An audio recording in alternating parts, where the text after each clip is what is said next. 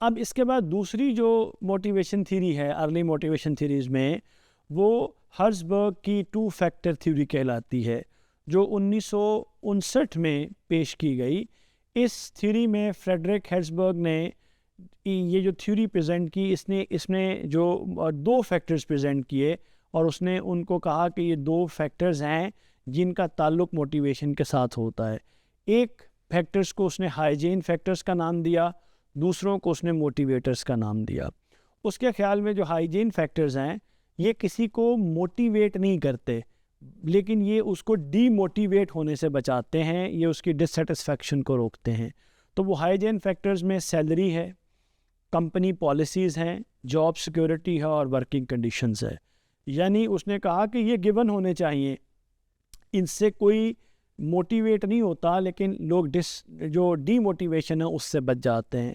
दूसरे फैक्टर्स जिनको उसने मोटिवेटर्स करार दिया, जिससे उसके ख्याल में सेटिस्फेक्शन पैदा होती है और परफॉर्मेंस इंक्रीज़ करती है, उसमें अचीवमेंट है, रिकग्निशन है, रिस्पॉन्सिबिलिटी है, पर्सनल ग्रोथ है और एडवांसमेंट है।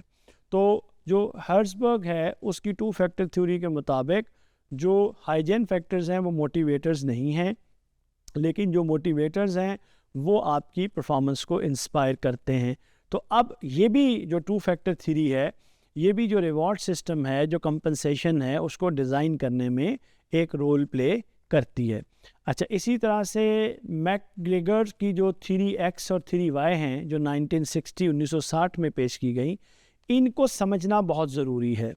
मसलन थ्योरी एक्स के मुताबिक, यानी ऐसे मैनेजर्स हैं जो ये समझते हैं कि लोग लेज़ी हैं, लोग काम नहीं करना चाहते, और इसलिए इन लोगों को ना बहुत सख्त सुपरविजन की ज़रूरत है, और फिर ये ज़रूरी है कि आप लोगों को डायरेक्ट करें।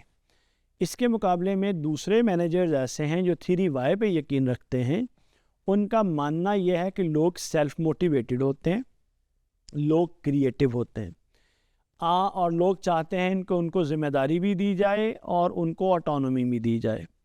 और ये लोग इस तरह आप उनको ज़िम्मेदारी देते हैं, उनको ऑटोनॉमी देते हैं, तो वो ज़्यादा ट्रस्ट और फ्रीडम के साथ अपना काम करते हैं। अच्छा, अब समझने की बात यह है कि जो थ्योरी एक्स है वो एक ऐसा व्यू पेश करती है जो कि ग़ुलामदारी समाज का व्यू है, और थ्योरी वाई जो है वो व्यू पेश करती है जो एक नॉर्मल ह्यूमन व्यू है। तो अब आपने देखना ही होता है कि आप किस थ्योरी के तहत अपनी ऑर्गेनाइजेशन को रन करेंगे। मेरा वोट हमेशा थ्योरी वाई की तरफ रहता है। मैं समझता हूँ कि जनरली लोग अच्छे होते हैं, वो काम करना चाहते हैं। अगर आप उनको मौका फ़राहम करें, आप उनकी मुश्किल दूर करें, तो वो आपको बेहतर परफॉर्मेंस दे सकते हैं। उम्मीद है आपको ये दोनों अर्ली थ्योरीज भी क्लियर हुई होंगी। शुक्रिया।